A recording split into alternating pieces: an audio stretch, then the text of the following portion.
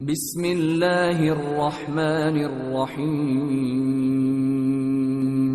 شروع اللہ کا نام لے کر جو بڑا مہربان نہایت رحم والا ہے۔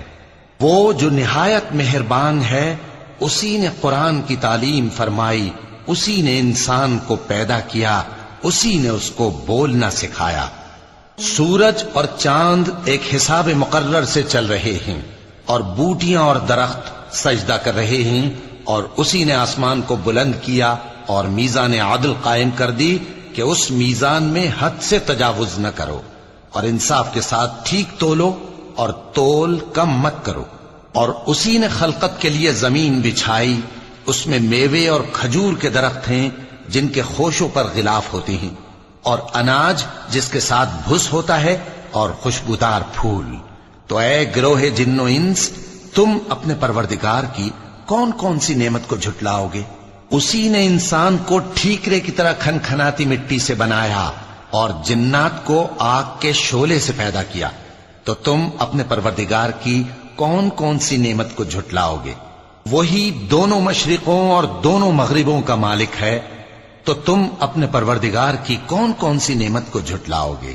اسی نے دو دریا رواں کیے جو آپس میں ملتے ہیں، مگر دونوں میں ایک آڑ ہے کہ اس سے تجاوز نہیں کر سکتے، تو تم اپنے پروردگار کی کون کون سی نعمت کو جھٹلاؤ گے؟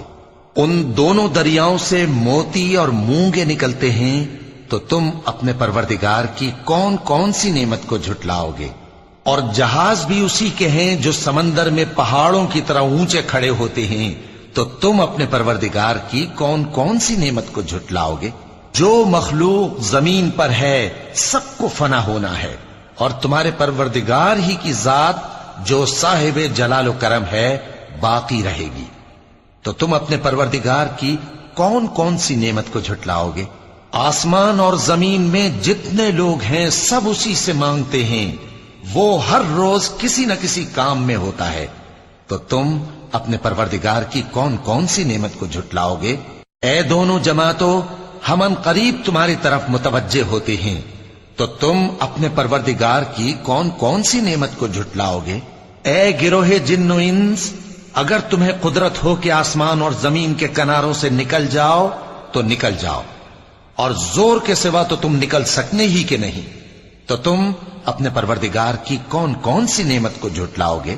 تم پر آگ کے شعلے صاف اور دھواں ملے چھوڑ دیے جائیں گے، تو پھر تم ان کا مقابلہ نہ کر سکو گے۔